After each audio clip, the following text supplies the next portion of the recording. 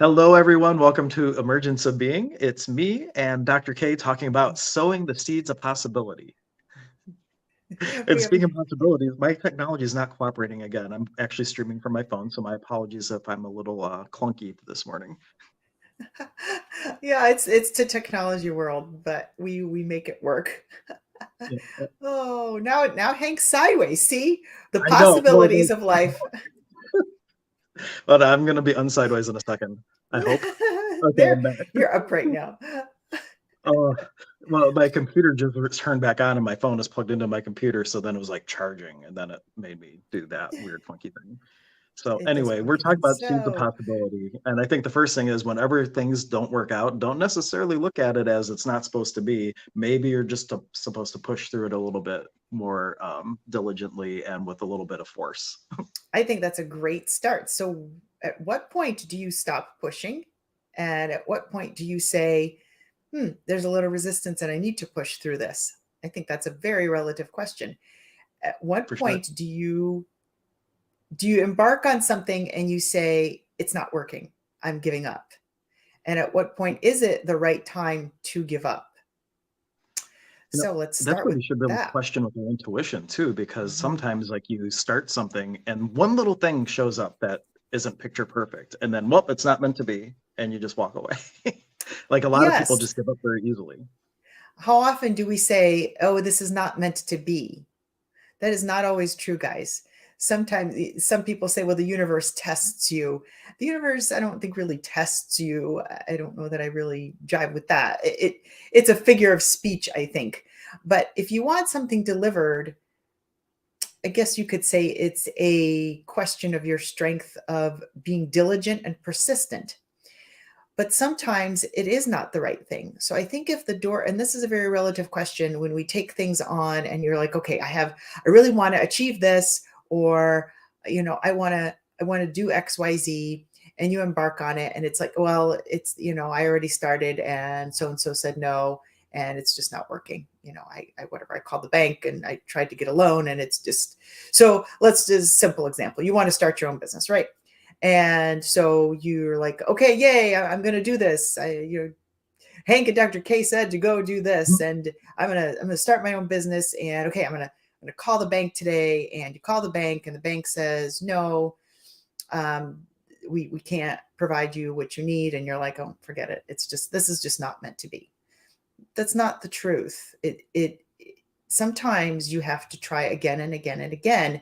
That bank may have not been the right bank, but yet there's another better option somewhere else. Or maybe you need to leverage your money somewhere else, and maybe you get a credit card and you take a cash withdrawal from the credit card and use that money, or you open up a couple credit cards and you use that money to open your business. So there's always other ways. So at what point do you truly say, okay, I have tried everything that I know and it's not working? I think when you've truly, truly feel that you've exhausted all your possibilities, many possibilities, there might be a time where the universe closes the door because it may not be the right thing for you. But it's not usually the first instantaneous one. I can't tell you how many times I have had to try over and over and over and almost gave up because things weren't working out. But there's usually something else that will come. So I think the best advice I can give is to keep going, keep putting the energy forward, because that bank may have not been the right bank, but there may have been some other bank that gives you even a better deal. So don't give up instantaneously after one or two tries. Sometimes you have to try a third time. Take a breather, detach, try again without the frustration and angst and pulling in all the hard energy. And it's not working energy, and it's not meant for me energy, because that's not true. Everything is possible in this world, everything. However, it may take you learning something else. It may require that you take a class. It may require that you make a different effort. It may require some other things for you to get there. We co create, right? So sometimes things land in our lap. Sometimes we have to take multiple steps before we get there. And sometimes you are only given the next step and then the next step, and things evolve. So that's my 2 cents. Yeah, and my internet just came back, but I don't think I can switch now. So, but I will be Of able course it did. to look. I'll be able to look at comments on my computer and everything. See, if I would have taken that the stream wasn't supposed to happen, I would have given up and said, Dr. K, we can't stream today. But here we are on a phone looking at a different possibility. But taking a step back from that, even when you are actually sowing the seed, when you're choosing, okay, maybe I'm supposed to go into business. Like I have this passion for feeding people, right? And you're going to get a loan because you want to open up a hot dog cart stand. Just for example, again, you want to feed people, but you never really stop to really find, like, start questioning, well, okay, this is my target. What are the different ways that I could do that? And then asking which one of these ways feels lighter. We're so quick to have an inspiration, stop at the very first thing that we can see of how to manifest it, focus on that, and then we lose our way because the destiny of the soul can happen 1,000 different ways. And what if the soul's real passion is to have a soup kitchen open in every single city in the country? And it's because you're doing the hot dog cart stand, your soul's saying, wait, no, just meditate on this a little bit, meditate on this a little bit. And so, like, you got the inspiration, but you're getting caught up in the thought, word, and deed and didn't align body, mind, and soul yet. And when those two things are misfiring, we get frictions in our life. And it's really maybe the soul's way of saying, you're missing it by that much. Maybe meditate, maybe ask some questions and refine the inspiration, so that once it's refined, I really believe that when you're aligned all the different ways, things can just happen magically. Yeah. And the other thing that happens is you might have your inspiration, but because someone like your mom or dad or a business partner that doesn't really believe in you or whatever the case is, they say, well, that will never work. Oh, And you suddenly yeah. buy the belief of somebody else. Well, like, that's impossible. That's such a big vision. Like, that will never happen. And because you empower other people's judgments, all of a sudden these blocks aren't showing up because you honor in your path. These blocks are showing up because you're buying other people's bull crap. Yeah. And so, like, you really have to stay conscious through the whole process and question everything to navigate, what the universe delivers to you, and use those things to kind of navigate through that field of living energy to actualize what you look at, what you're looking for. I think that's a big key point too. If you're embarking on something big in your life and we'll go with the flow of starting the business, don't tell everybody. What is the saying? You had a Oh, saying for this, yeah. for yourself Just only, for you, just for fun, never tell anyone. anyone. Yeah. Yeah. So when you're embarking on something big, don't tell other people, because other other people will pull in their own stuff and their own lack of belief in themselves, and that will get projected on you. So when you're planning something, just start taking the steps, and don't tell anybody anything until you've actually manifested the thing and you've gotten there and the business is going, or we'll just go with that, or whatever it is that you're doing, because people will pull in their stuff. They're going to say that's too big of a risk. You'll never make it.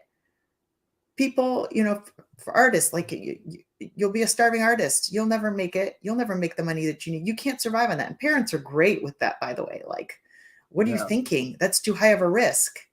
In order to make changes in life, you have to take risks. You have to. You're not going to get ahead and out of the comfort zone unless you take a risk. I have a great friend that she's a banker, and she's super smart, super gifted. And I said, why don't you start your own consulting business? She's so good at helping people in the banking world. And she's like, I'm not a risk taker like you. I have kids. I'm like, okay, well, then you were going to stay in the same space. I have taken so many risks and jumped in, and I'm still standing, and I'm okay. And I Hmm. said, but you can start this on the side. It's not like you have to quit your job at, as being a president at the bank, or vice president, whatever she is, manager.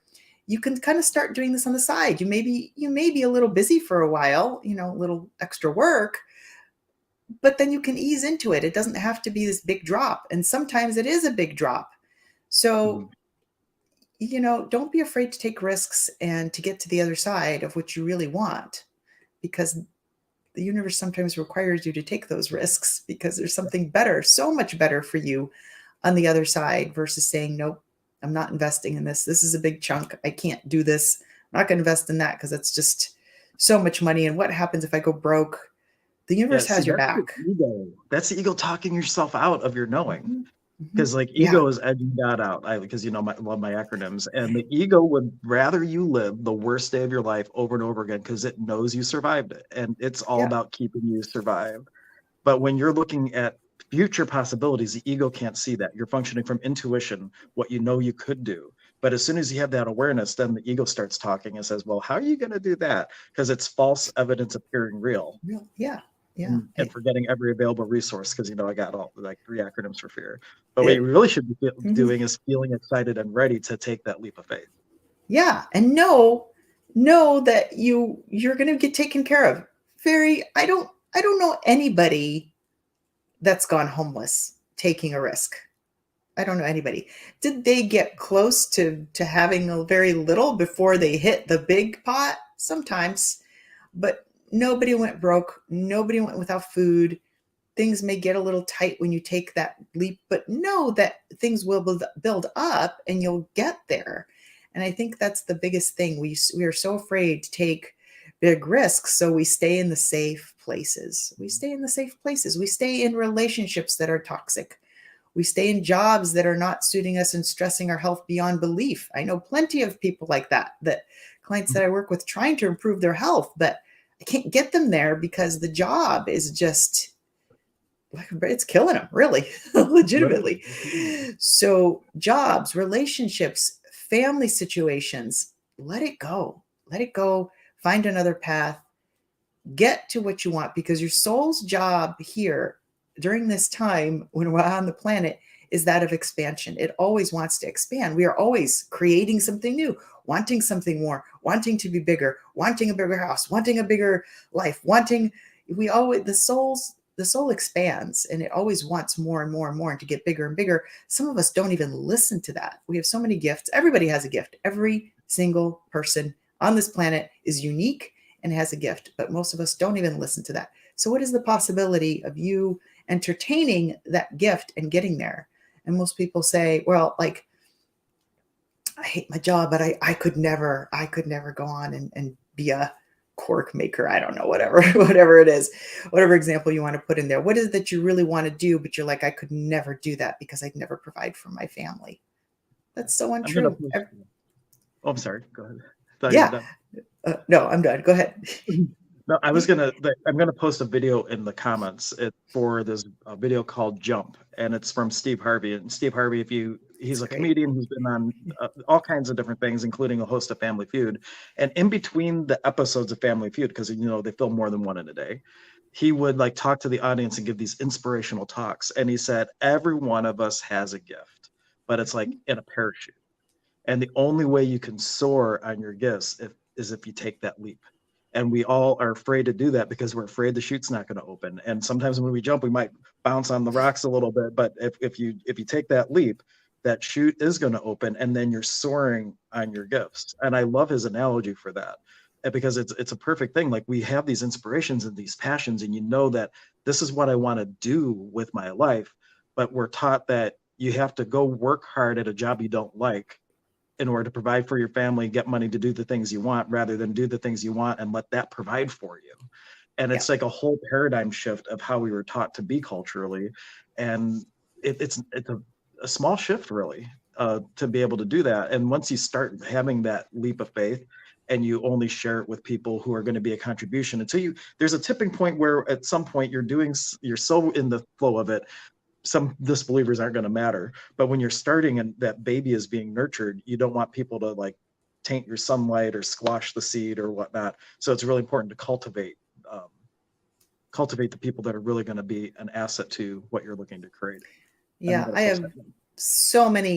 so many clients. I can't even tell you. Probably I'd say 80% of the clients that I see, we start talking about life purpose. And this is something I love to do with clients too, is moving them more towards freedom and life purpose and what they love to do, because they don't like where they're at. They're tired. They're not feeling well. They're getting sick because of the job situation. They can't lose weight. It's all these things that are happening, and it's a problem because I've moved 3 people out of jobs this year, and they are so much brighter now. And they're like, I have energy to bake cookies now. I haven't done this in a while. I'm not getting sick as much. I'm not getting my side isn't hurting anymore.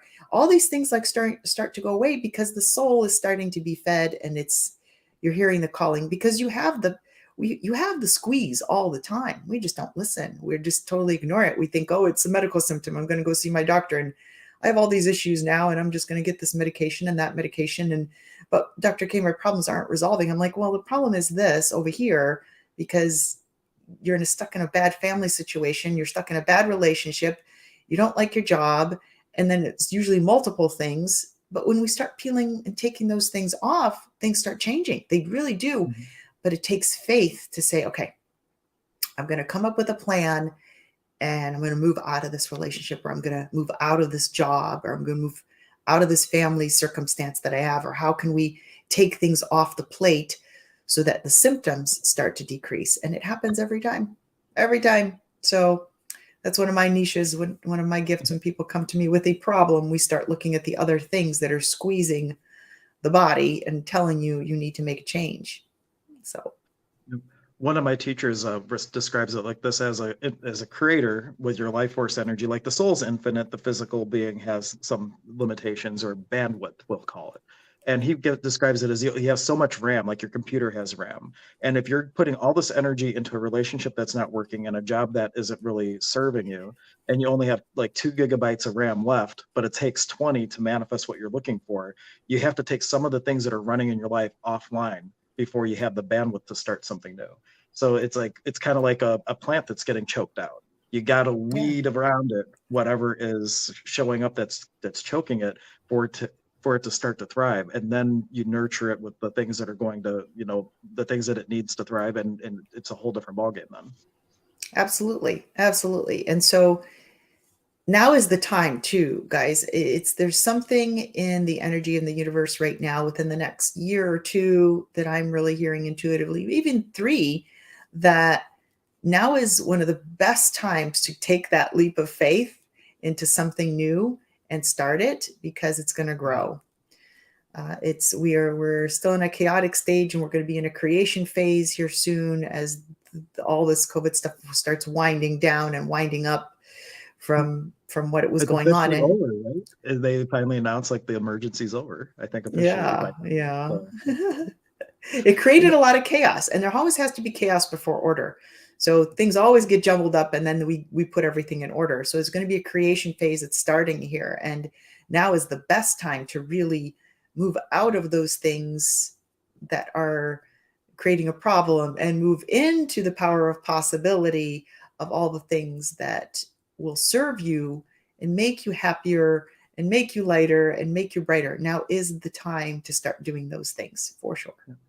and if you don't know where to start, like what does my soul really want? One of the founder of Access Consciousness, Gary Douglas, what started it all for him, just to give an example, he asked, what would I like my life to look like? And he just asked that question and put that out to the universe. And then what he looked for is when like he wanted a life of being able to help people and help people and things of that nature. And then when you start to like get an idea of what that is, everything that you can choose, you ask, Mhm. if I choose this, how does my life feel in 5 years? If I Yeah. choose this, how does my life feel in 5 years? In fact, I'll put that on the screen because it's that important. If I choose this, how does my life feel in five In years? five Because this years. starts to Yeah. give you a compass of what's going to be lighter in your life. And if you choose the things that are lighter, you start to create that upward spiral of possibility. But the other 2 questions I like to add to this is, does this serve my soul? Because you might get something that is more ego versus soul. So you want to pick things that are light for the soul. And then preference. Do I prefer this? Yes or no? And just yes or no, that's it. Don't try to add, do I prefer my job? No, and it sucks, and my boss is a jerk.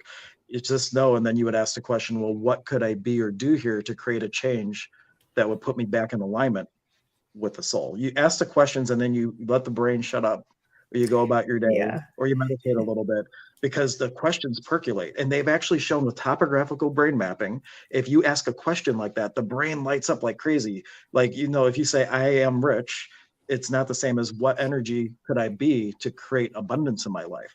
You ask a question like that, the brain's like goes nuts. And they're Yeah. actually starting to map the process of manifestation with some of these things. So you ask that, and then all of a sudden something will show up, and you'll just know that is this matches the same energy as the question I asked. And then you start following, making the steps, and keep on going. That's a huge key point. When you start asking the brain questions, there's a big difference between saying an affirmation like, um, I am I am rich versus saying, what do I have to do to become rich? Do you feel say that to yourselves like I am rich and then say, what do I have to do to become rich? Do you see how inside there's already this you Mhm. should feel like this feeling inside of like what can I do? Well, I wonder if I could maybe I'll call so and so they know there's are it initiates a process immediately. Mhm. So I'm not saying don't use affirmations, but maybe do more questioning too because it almost like you feel like the engine's getting ignited. It's like this weird feeling. Ask those do those two things as an exercise. Say an affirmation and then ask a question around it and see the difference. And do Yeah. not ask why. Well, you Yeah. can. You want to be careful with asking things that are just going to loop you back to the same thing. Like it's really about what could I be and choose here, because beingness comes before doingness. So what energy could I be? I could be the energy of helpfulness to people. And then what can I do to express that state of being? So it's like the being comes first, and the universe gives you opportunities to express the being through doing, and they go hand in hand. And affirmations are a great tool. It's still giving you little, like if you look at a scale and you got negative and positive, those affirmations are still helping you stay more positive than negative. So all those things are great. The affirmations are what you're putting out to the universe to help give you the direction of which way to row your boat. Yeah.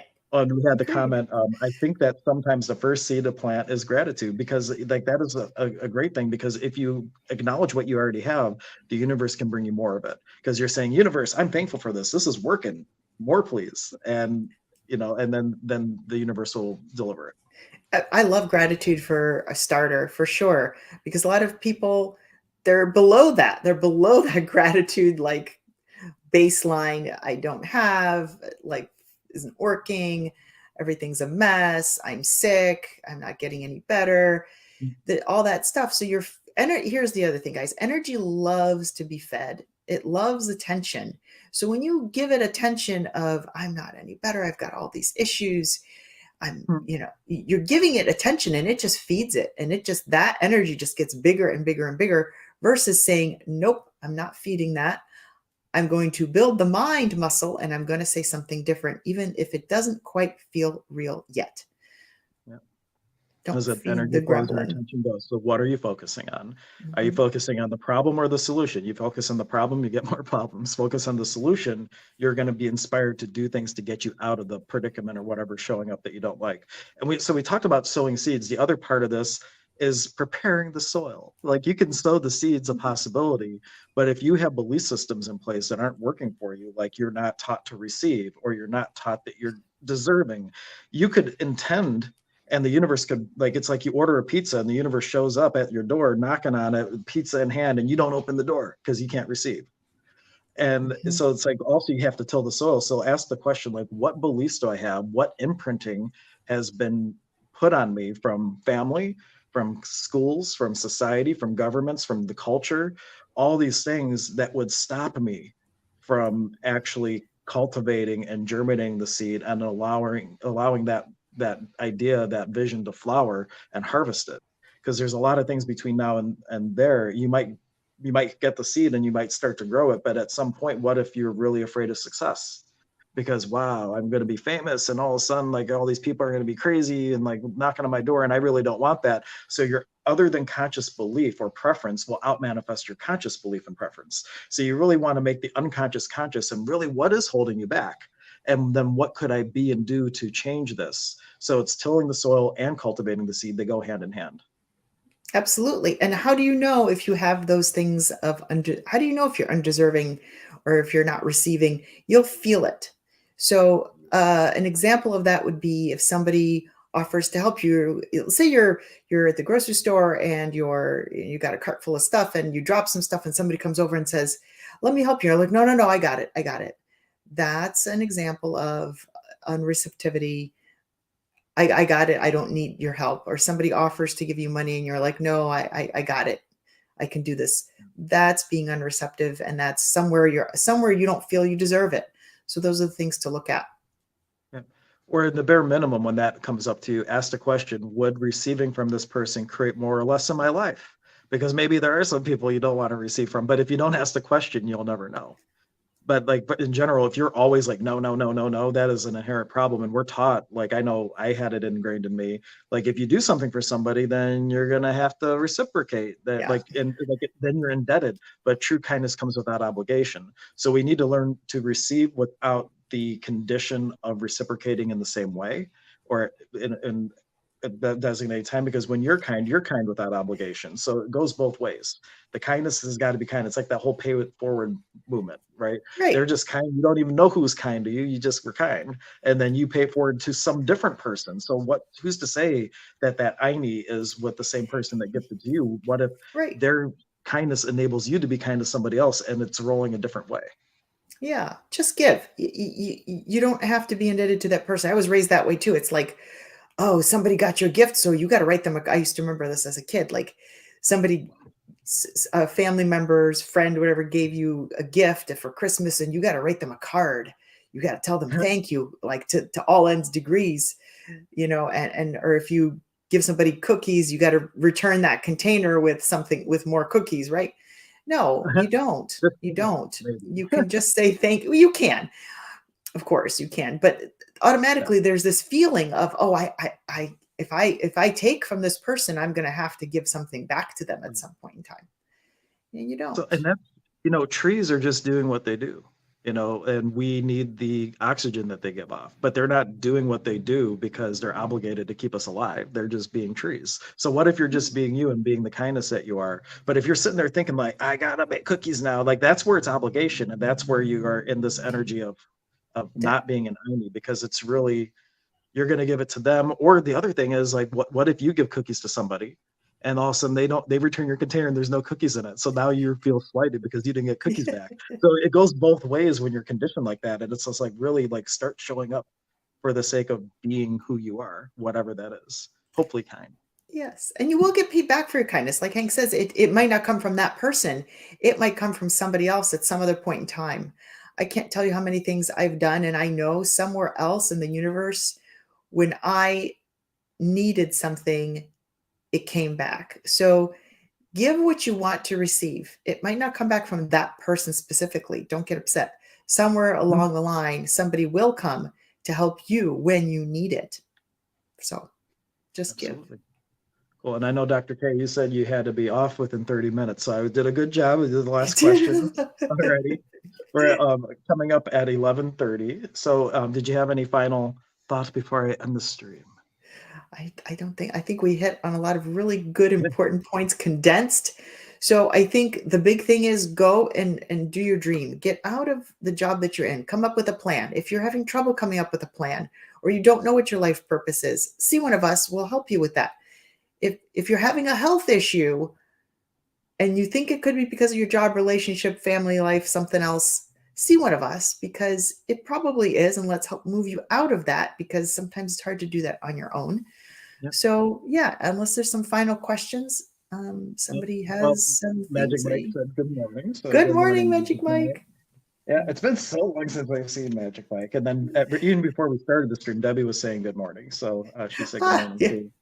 And well, my final thought would just be like, sometimes we're so caught up in going through the motions that we don't even realize that we're miserable, or like you're just like, the first thing is just to notice, am I actually where I would like to be in life? And start Yes. questioning, Yeah. because Yeah. otherwise you That's a go through the great motions, and question. until spirit gives you something, because if you aren't going on your soul path, eventually you'll get what we call in shamanism a pachakuti, which means world turned upside down. And all of a sudden, maybe like me with the bank, like I knew I wanted to do this full time, but I was dragging my feet not doing it, and I got laid off, and then all of a sudden I'm a full-time healer, and it was the best thing that ever happened to me. So like really like it might have gone smoother if I had been asking the questions and like had actually done my part earlier. But like start asking the questions and start making choices and start navigating consciously through your life instead of letting the automated robot drive. Yeah, just ask, am I where I want to be in life? That's a great question to ask. And if it's a no, see one of us and let's get rocking and rolling so you can get to where you want to be, and you'll be so much happier. And yes, I've, like Hank, I've gone through that too. I left my traditional medical position, and I've been asking for it for a long time. Like, I don't want to do this anymore. I don't want to be here. But I never took the action because I was too afraid. Well, life came along, hit me over the head, and like Hank, plugged it right up from underneath my feet and said, you don't have a job now. So go do what you want to do. Don't let that happen, you guys. Let's just come up with a plan.